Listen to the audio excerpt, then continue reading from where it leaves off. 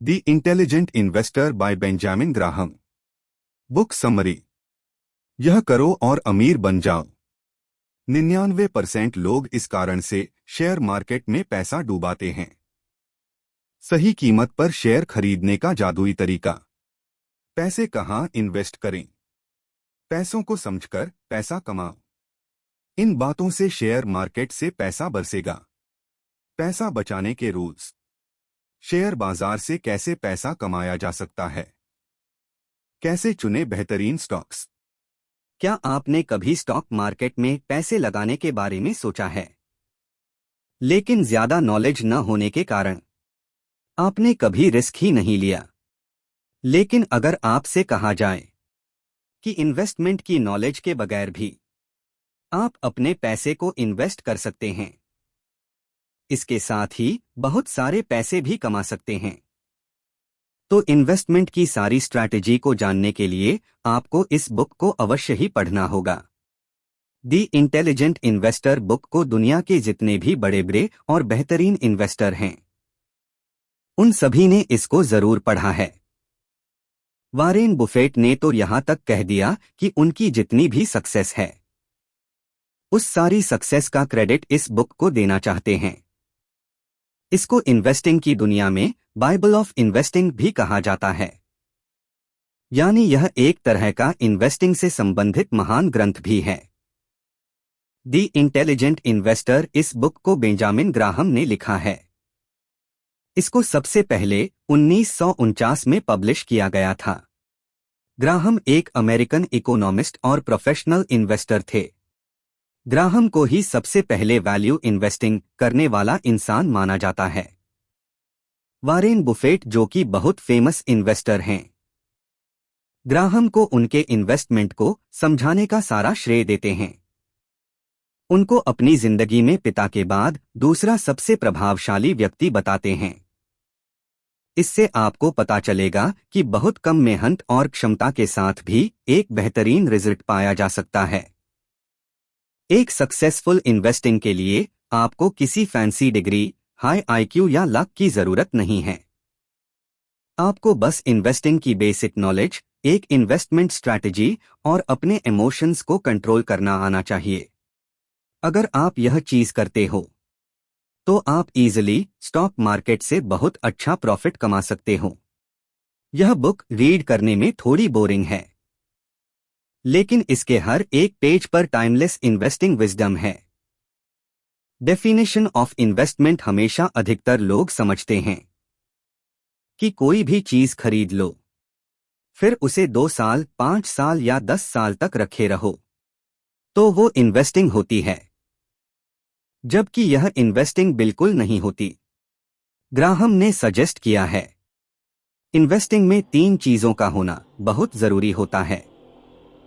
अगर यह 3 चीजें नहीं हैं, तो आप इन्वेस्टिंग नहीं बल्कि गैम्बलिंग कर रहे हो। यह 3 चीजें इस प्रकार हैं। थोरो एनालिसिस। आप किसी भी चीज में इन्वेस्ट कर रहे हैं, तो उसके पीछे कुछ कारण होने चाहिए। आपकी एक डीपर एनालिसिस होनी चाहिए। वो एनालिसिस करे बगैर आप कुछ भी कर रहे हैं, तो वो इन्वेस्टिंग नहीं है। Safety of principle. जो पैसा आप लगा रहे हैं, वह पैसा सुरक्षित होना चाहिए। ऐसी बात उस इन्वेस्टिंग प्रोसेस में होनी चाहिए जहां तक प्राइस तो रोज ही फ्लक्चुएट होता है, लेकिन साल या 6 महीने को देखें तो आपका लॉस नहीं होना चाहिए। मतलब आप जो पैसा लगा रहे हैं, वह सेफ होना चाहिए।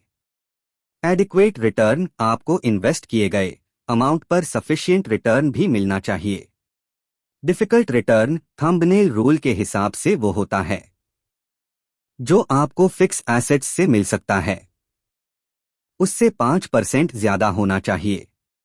जैसे कि अगर आपको एफडी के ऊपर 7% का रिटर्न मिल रहा है, तो अगर आप इक्विटी में इन्वेस्ट कर रहे हैं, तो उस पर 12% का रिटर्न मिलना चाहिए। अगर यह 3 चीजें आपके इन्वेस्टमेंट में शामिल हैं, तो इसे ही सही इन्वेस्टिंग कहा जा सकता है। अगर यह तीनों चीजें नहीं हैं, तो उसे स्पेक्युलेशन या गैम्बलिंग बोला जाता है, जिसमें आप तुक्का मार रहे हैं कि मैंने इस कंपनी का शेयर ले लिया, शायद यह शेयर चल जाए। The intelligent investor concept of mister market. Benjamin Graham का कहना है, बाजार जो आपको रोज शेयर के भाव पेश करता है कि आज यह चीज 100 रुपए में ले लो, तो कभी बोलता है 110 में ले लो, तो कभी 50 में ले लो। इसको उन्होंने मिस्टर मार्केट वाली टर्मिनोलॉजी से शो किया है। वह कहते हैं कि मिस्टर मार्केट रोज आपके सामने किसी कंपनी का शेयर किसी खास भाव पर आपके सामने रखता है। वह कहते हैं कि मिस्टर मार्केट अधिकतर समय सही होता है, यानी 60% से 70% किसी कंपनी का भाव सही होता है, लेकिन कभी कभी वह इमोशनल प्रॉब्लम में पड़ जाता है। इसी के कारण वह कभी बहुत सस्ता प्राइस कोड करता है या फिर कभी बहुत महंगा प्राइस कोड करता है। यहीं पर आपको सही डिसीजन लेना है।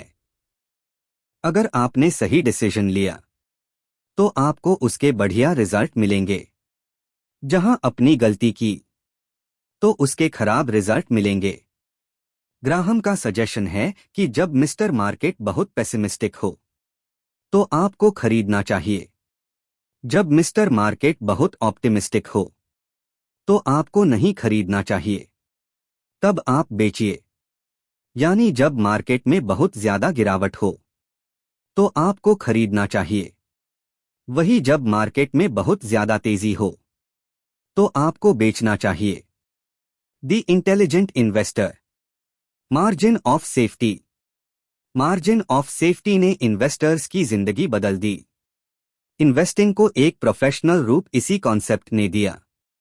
हम में से सभी लोग अपनी एनालिसिस में कुछ न कुछ गलती कर सकते हैं।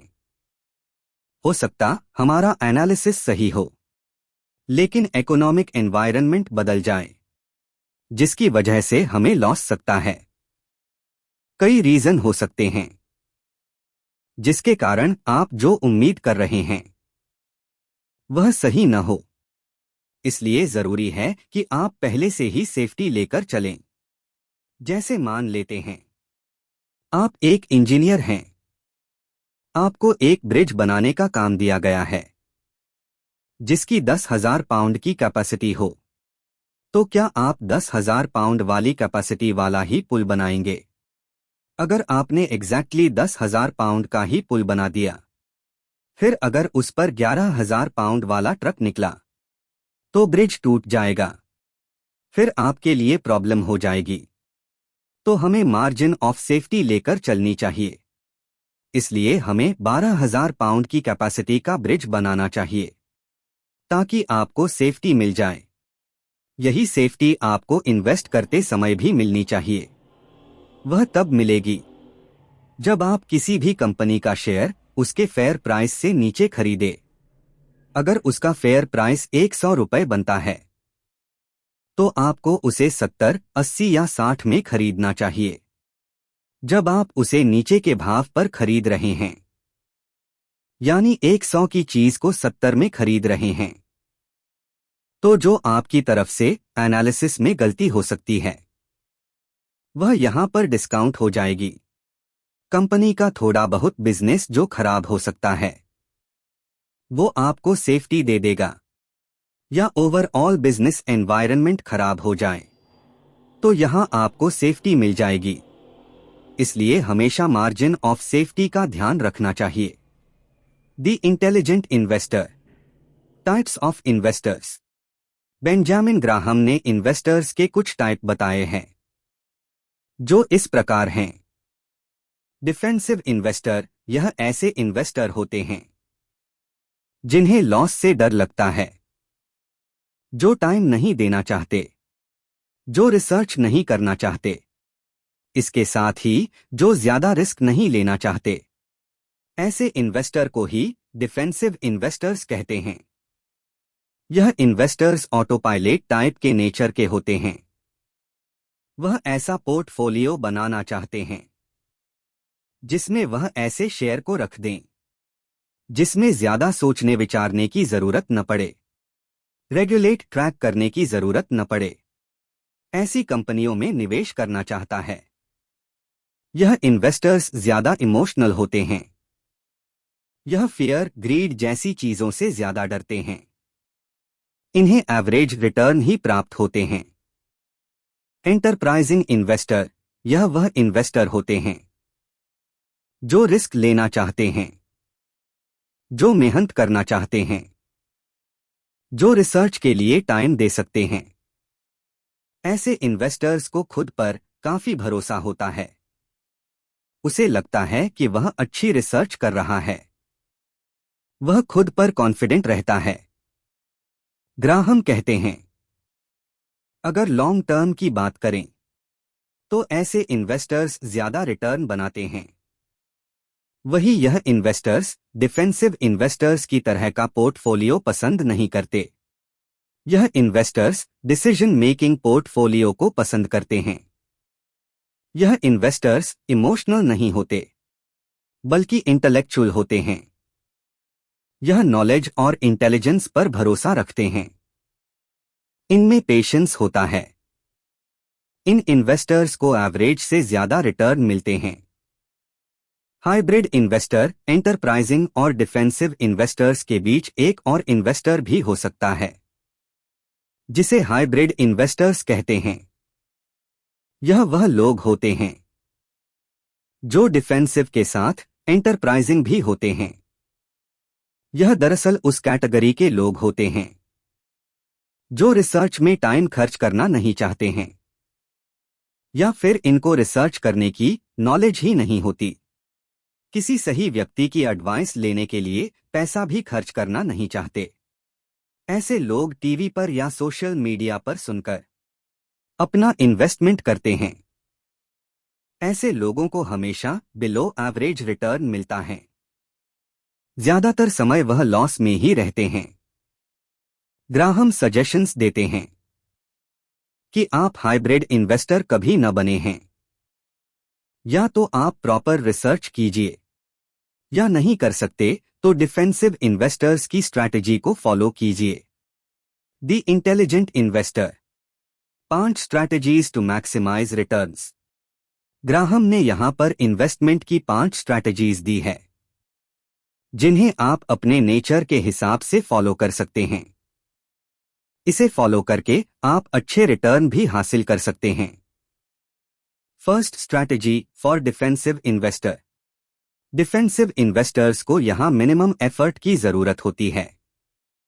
न तो यहां पर कोई रिसर्च करनी है, न ज्यादा दिमाग लगाना है, न ज्यादा टाइम खर्च करना है। यहां पर आप केवल इंडेक्स फंड में इन्वेस्ट कर दीजिए। इंडेक्स फंड से मतलब है कि आप निफ्टी बेस्ड या बैंक बेस्ड फंड ले सकते हैं। यहां पर आपको रिटर्न भी एवरेज के करीब ही मिलेंगे, या यूं कहें तो जैसा इंडेक्स चलेगा वैसे ही आपको रिटर्न मिलेंगे।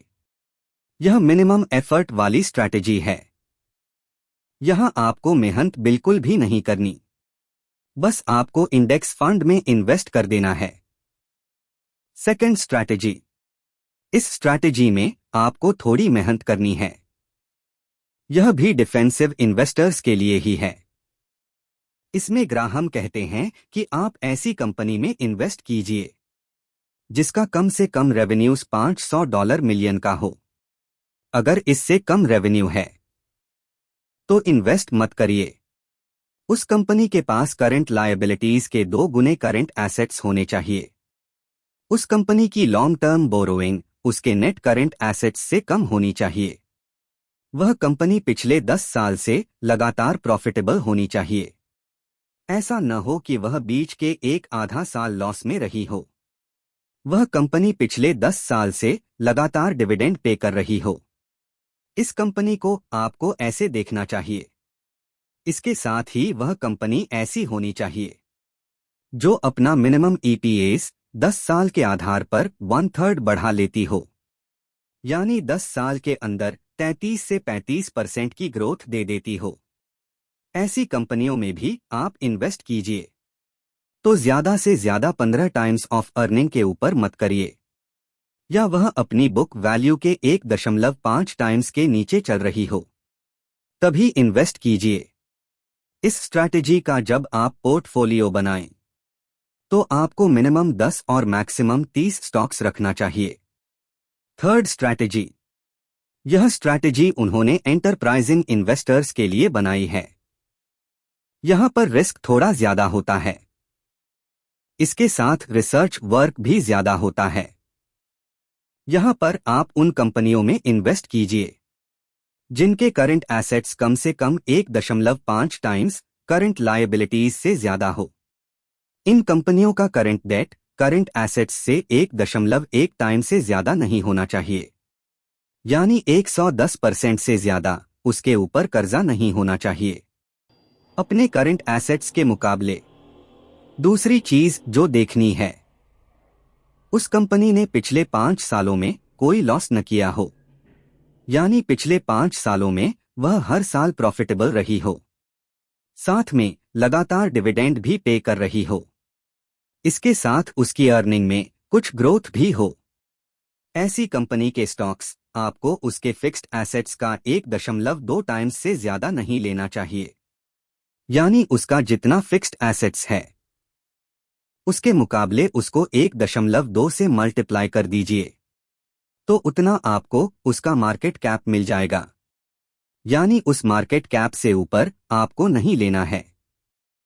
अगर आप इस स्ट्रैटेजी को फॉलो कर रहे हैं तो कम से कम 20 स्टॉक्स को अपने पोर्टफोलियो में शामिल करने चाहिए। Fourth strategy. यह स्ट्रैटेजी भी एंटरप्राइजिंग इन्वेस्टर्स के लिए है। यह हाई रिस्क और हाई रिवॉर्ड्स वाली स्ट्रैटेजी है। यहां पर ग्राहम कहते हैं कि आपको ऐसी कंपनियों के शेयर लेना चाहिए जो अपनी net current assets value NCAV के नीचे चल रहे हो, यानी जितना कंपनी का करंट एसेट्स है उसके नीचे उसका मार्केट कैप होना चाहिए। ऐसी कंपनी में आप इन्वेस्ट कर सकते हैं। ध्यान रखने वाली बात यह है कि ऐसी कंपनी पिछले 2 सालों में लॉस में न गई हो, कम से कम पिछले 2 साल उसके प्रॉफिटेबल होने चाहिए, क्योंकि यह एक रिस्की स्ट्रैटेजी है। इसलिए आपको कम से कम 30 स्टॉक्स को अपने पोर्टफोलियो में शामिल करना चाहिए ताकि आपका रिस्क कम हो, आपका पोर्टफोलियो भी ज्यादा डाइवर्सिफाइड हो। Fifth strategy for situational investing. यह सिचुएशनल इन्वेस्टिंग वाली स्ट्रैटेजी है। यहां पर आपको रेगुलर रिसर्च नहीं करनी है, बस कुछ सिचुएशंस पर नजर रखनी है। ऐसी सिचुएशन जैसे कि किसी छोटी कंपनी को कोई बड़ी कंपनी खरीद रही है। ऐसी डील जनरली प्रीमियम प्राइस पर होती है, तो ऐसे में छोटी कंपनी के शेयर्स अक्सर बढ़ते हैं। तब आप ऐसी छोटी कंपनियों के शेयर ले सकते हैं। कोई ऐसी कंपनी जो किसी लीगल ट्रबल में फंसी हो, किसी ऐसी कानूनी समस्या में जो कि टेम्परेरी हो, जो सॉल्व हो सकती हो, ऐसी कंपनी के स्टॉक्स भी आप ले सकते हैं। ऐसी कंपनी जो स्निप ऑफ यानी कि वैल्यू अनलॉकिंग कर रही हो, सब्सिडरी कंपनी को लिस्ट कराकर, ऐसी सिचुएशन में भी आप इन्वेस्ट कर सकते हैं। ग्राहम कहते हैं कि आपको सिचुएशनल इन्वेस्टिंग कम करनी चाहिए। आपके मैक्सिमम स्टॉक्स 2 से 4 होने चाहिए। इस स्ट्रैटेजी को आपको अकेले फॉलो नहीं करनी है, यानी कि आप सिर्फ सिचुएशनल स्टॉक ही ले, ऐसा आपको नहीं करना है। इस स्ट्रैटेजी को आप किसी दूसरी स्ट्रैटेजी के साथ कॉम्बाइन करके ले सकते हैं। ग्राहम ने इसके अलावा एक अहम बात की है कि आप जब भी शेयर खरीदे तो आपकी सोच एक बिजनेस ओनर के जैसी होनी चाहिए। अगर आप इन्वेस्टमेंट को बिजनेस पार्टनर के तौर पर लेंगे तो आपको इसके बहुत अच्छे रिजल्ट मिलेंगे। अगर आप ऐसे नहीं लेंगे तो आपको अच्छे रिजल्ट नहीं मिलेंगे। इसलिए आप इन्वेस्टिंग को एक बिजनेस के तौर पर लीजिए। हम्बल रिक्वेस्ट, आपने इस बुक समरी में अब तक बेंजामिन ग्राहम के इन्वेस्टिंग से संबंधित कुछ महत्वपूर्ण सजेशंस को जाना। इस बुक में उन्होंने इन्वेस्टिंग से रिलेटेड अन्य गोल्डन रूल्स का उल्लेख किया है। अगर आप भी इन्वेस्ट करके एक समृद्ध व सुखी जीवन जीना चाहते हैं, आप भी अपने पैसों को सुरक्षित रखते हुए अपार पैसा अर्जित करना चाहते हैं, तो आपको भी बेंजामिन ग्राहम की बुक द इंटेलिजेंट इन्वेस्टर अवश्य पढ़नी चाहिए।